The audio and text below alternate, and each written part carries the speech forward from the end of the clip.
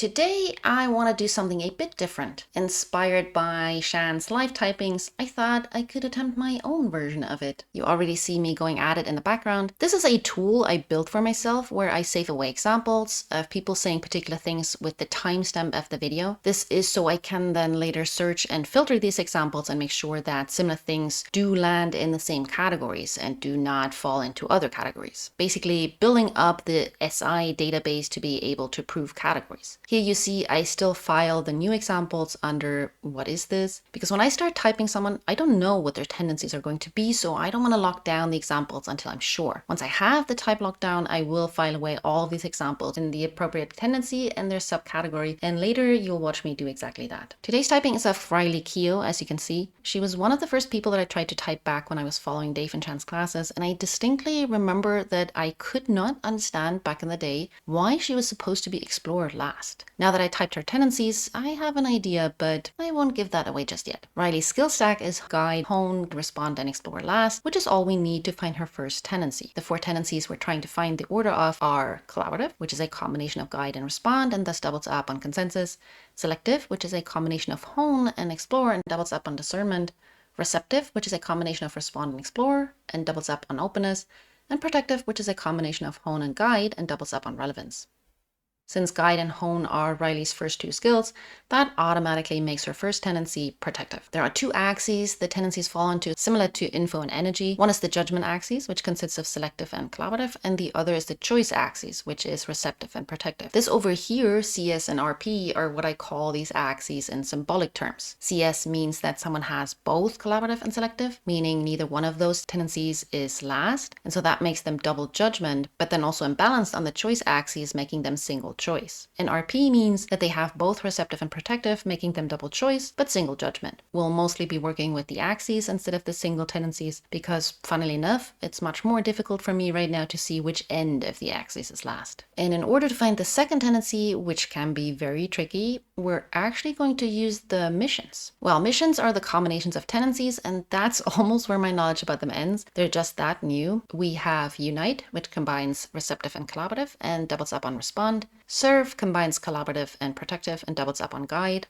Cocoon combines selective and protective and doubles up on hone, and disrupt combines selective and receptive and doubles up on explore. I do have a few categories in the missions, as you can see, but they're much more experimental and can't fully be trusted yet. I know the most about uniters at this point because there are a ton of them among actors. I know a little about servers and disruptors because that's my mission axes, and then I'm beginning to understand the cocooners. Just like with the tendencies, it can be easier to see the axis someone is on rather than any specific mission. And when I say being on an axis, I mean we all only have one mission, so strictly speaking, there is no imbalance. Or I guess the imbalance is with every single other mission. Since we already have one tendency fix, protective in Riley's case, knowing someone's mission axis means we can deduce which side of the axis they must be on, and then from that, what their second tendency is. The 2 mission axes are the fundamental axes. That's where the uniters and the cocooners sit. They talk about higher level concepts like culture, humanity, principles, politics, all a bit more lofty sounding. I like to joke that uniters' cure for everything is love. They also seem to mind political correctness the least. Everything so that we can all get along. Sometimes you'll also hear cocooners say that we as humans have more in common than not, and that's because this axis likes to look for what unites us all as humans. But this is also the axis of sound fundamental principles to build society on, and you will see more of that in the cocooners. Some cocooners' take on that can be rather drastic, kill off all humans and start fresh. I call this axis jokingly the Jesus axis because I think that's what he did. He had solid yet basic principles, and then he managed to create a movement based on these principles that lasted for millennia at this point. And I would not be surprised if Martin Luther King had the same mission, or maybe he was a uniter, and then Barack Obama as well, and probably Hitler. Yeah, sorry about that. The disruptors and servers make up the pragmatic axis. This one is more about fixing problems in the here and now, instead of thinking about problems in grander terms. The pragmatic axis doesn't make fundamental changes to society, not even the disruptors, or maybe accidentally. Rather, they try something, evaluate it, and then pivot. Does it work or not? That's the question pragmatic people ask. That's why you find them more in the business world. The pragmatic axis is also more individual focused instead of being about activism or movements, which is probably why a lot of self-help resides here. The disruptors are your typical tech bros that just throw something new out there without thinking about the long-term consequences, because in their mind, you can always fix and pivot later. I love the Glass Onion's take on this, and in fact, the label is actually a homage to that movie, and kind of makes me think that Rian Johnson is on the fundamental axis, not really getting what these weird pragmatic people are on about. And then the servers are more the caretakers that work within the system to solve current problems. And again, these are usually specific problems with specific solutions rather than solutions based on any kind of fundamental principles.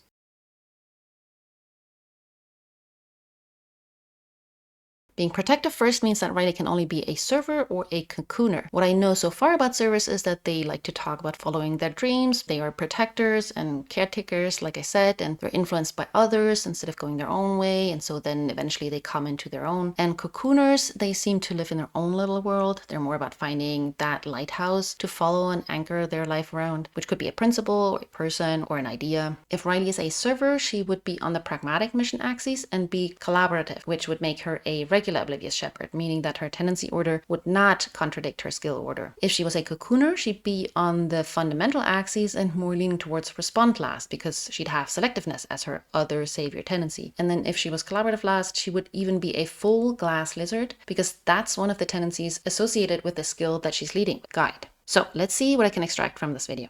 What I'm looking for are very specific keywords, sometimes because I already know them, sometimes because I don't, but they sound significant. I save everything that sounds even slightly interesting, just in case I find something similar later, and then I can start to track patterns in my database. I would constantly find myself like feeling like I wasn't doing enough work because it felt so fun, Here I'm saving away that she wasn't feeling like she was doing enough work. This sounds like a judgment pressure from herself to herself, even though she doesn't use any particular keywords. At this point, we're totally unbiased, so we'll save away anything that sounds remotely like it could belong to a tendency or a mission. Here I save, it's a very special thing to have, and that's because I've encountered the word special on the fundamental mission axis. It was really special. I don't know why or whether that's an accurate assignment, but for now I'm tracking every time someone says it to see whether it really clusters in that mission axis. This is also where I'm starting to wonder for the first time whether she could be a cocooner instead of a server. And that like all of us were very like selfless and like giving actors to one another. Next, I save away all of us were selfless and giving, and here both the selflessness as well as being giving or generous are quite strong judgment words. We were all just nice people. Here she says that all of them are nice people, which is a judgment of character. None of us had ever done anything like this, so we were all kind of having the same experience. Like I had never sang, Sam had never sang. The next one has the keywords never and experience, both choice words, although experience is a very, very weak choice word. There was room to mess up and no pressure in a way.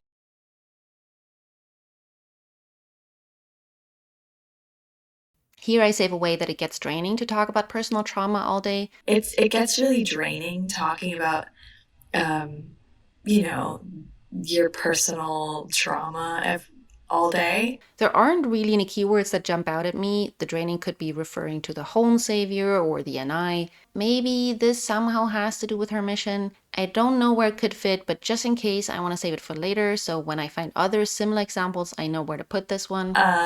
So I just thought that was like really thoughtful of her. Then she says that was really thoughtful of her. Again, talking about someone's character, another judgment example. I just felt really blessed to have that. I felt really blessed. Could belong to choice. Lucky is a word that single choice people seem to like to say. Maybe blessed is similar. And I mean, the timing of it was really strange. Here I get another choice sentence. The timing was really strange. Strange is a weaker choice word, but when it starts to cluster and someone keeps repeating how odd and weird and strange things are, as if they couldn't quite make sense of the world, I start to suspect single choice. Then I save away she didn't like talking about herself, because that comes back to humility, another judgment word.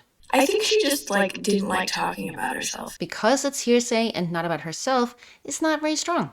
That's also true for what I add to it, which is being shy and low self-esteem. Although those are very strong judgment words, they are about another person and not about Riley herself. She was very like shy and had low self-esteem.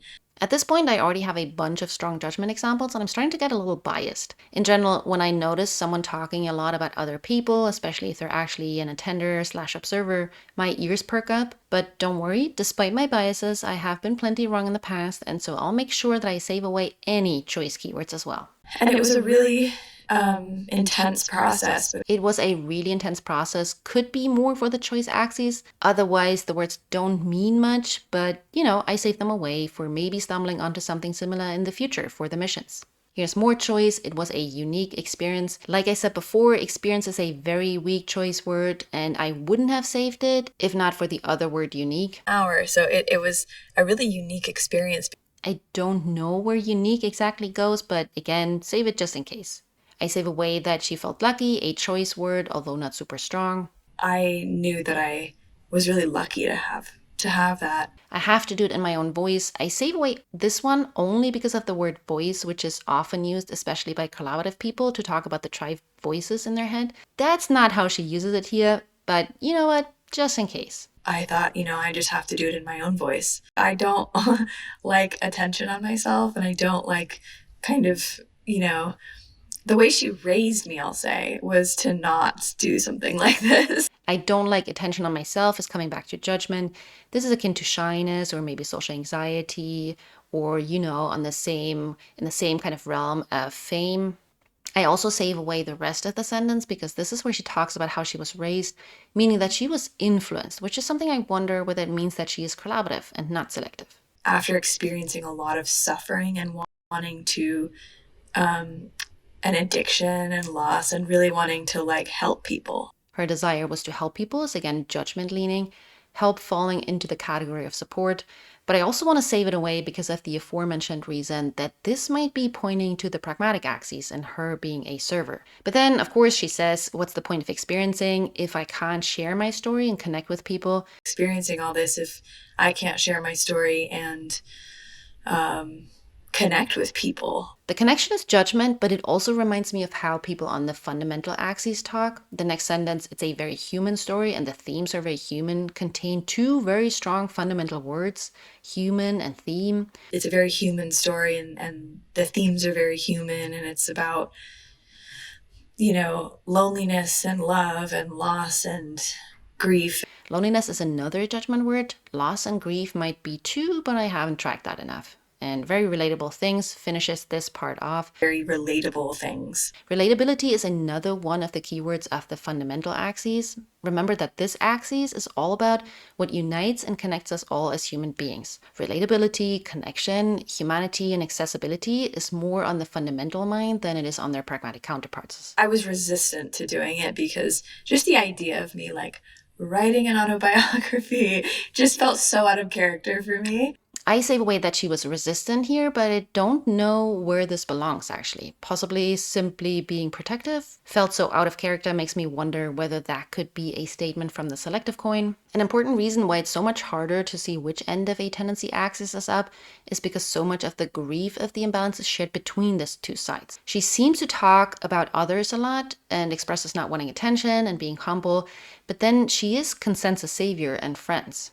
Also, humility could simply be one of her selective values that she chose for herself. Still, her focusing on others so much has me confused enough that I will continue to question selectiveness until the very end. Similar to that bias where we don't want to believe that there are nice flexers, I'm always very hesitant when I find someone kind and chatty to type them as collaborative last, and vice versa, of course. Not a particularly fair bias, but there we are.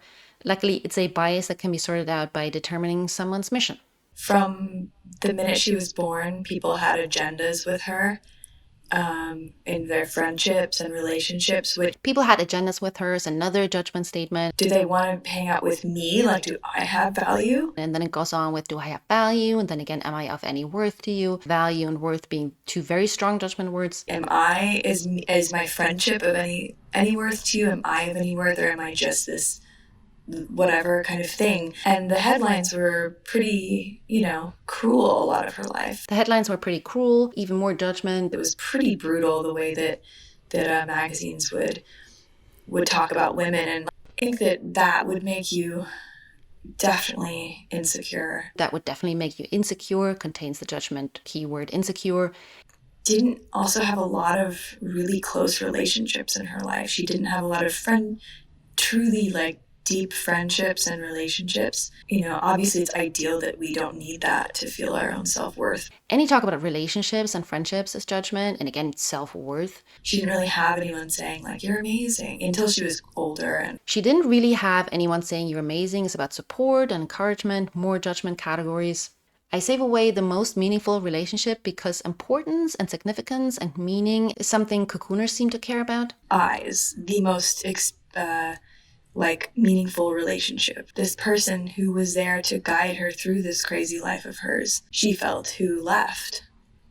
And she felt very alone. I save away the part of being guided by another person because that again makes me wonder whether I'm wrong and Riley's actually a server. I don't know enough of their keywords to make that jump, but I want to have this saved just in case. Because I'm now convinced and also have enough examples of her being unbalanced on judgment, I start to focus on trying to find her mission so that I can lock down whether she's selective or collaborative last. Really processed it either. I think that she didn't talk about it as much as she probably should have. I save away this sentence of her not processing, even though I don't know whether it belongs to any mission. I could see that being part of cocooning because processing something does go into the direction of selectiveness. In fact, quite often collaborative people can feel unprocessed, especially people with a unite mission. Because of that, she didn't really feel safe or comfortable talking about it. So I think it was like this thing she wanted to keep private to herself. Here, Riley says that her mother didn't feel safe or comfortable talking about it and wanted to keep it private. The word private I heard from Felicia Day the other day. Now, I have her typed as a uniter, but she's still on the fundamental axis. So now I'm wondering if being very private is somehow part of the fundamental mission axis.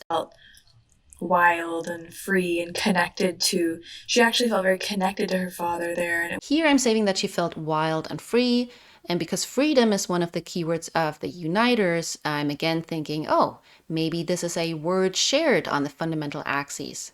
This is what I find, even if they're opposites, keywords are shared across an axis more than they are shared with neighbors. The word connected also makes me think that this is fundamental. That's what she felt there, that deep security of the childhood home, feel that her connection to him was really strong there. I save away the phrase deep security because the word deep and home belong to the cocoon mission. I'm not sure why I save away how she realized how polarizing the experience could be. I think I didn't realize until my brother was buried there and she was buried there, how polarizing that experience would have been every time she went, because I'd never really experienced grief. Maybe because it sounds more like selectiveness, not being able to relate to someone else's experience until you yourself go through it, but that's stretching it, to be honest. I do like the word polarizing though, so I definitely want to have that in my database for future reference. Her working on trying to recreate that relationship for her kids makes me think of building a home again, and that's something cocooners care about. I'm working on sort of recreating that relationship for my kids. And I think a lot of my life has been like a lesson in letting things be what they are and not being able to change what is. A lot of her life being a lesson about letting things be what they are reminds me of people on the fundamental axes often saying they have to trust and let go.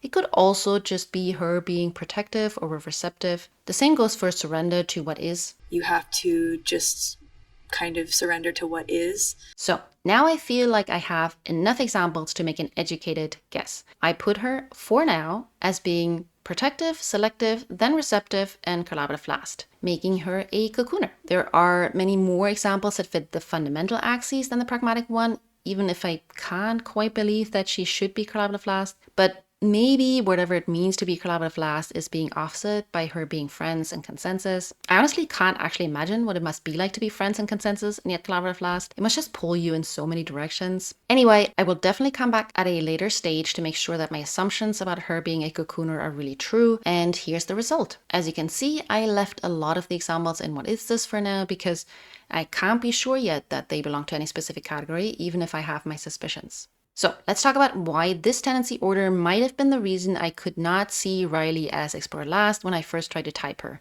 Because she's selective second, she is using her Explorer as part of it, for herself more than for simple exploration, of course. But she's also receptive third, giving her yet another use of explore, even if in a slight demon state. And then her second guide is actually in the collaborative that she has last. And so this is what a tendency glass lizard looks like. Collaborative, one of the tendencies made up of guide, which is what she leads with, is at the bottom of her tendency stack. There will still be many things she shares with people who are sort of pure explore last, where their tendencies do not contradict their skills, but she will also remind a little of someone that is respond last. I guess once we have more glass lizards, we'll get a better idea of what exactly it means when the tendencies conflict with the skills. And so that's it for my first class. It wasn't quite so live, but then I figured that an hour of me saving away examples might be a bit boring. I don't know. If you like this version of a pseudo live class, let me know and I will make more of them. Or alternatively, if you do want to see me live, I might just work up the nerve to do that one day in the far, far future. Anyway, this was fun. Thanks for watching and see you next time.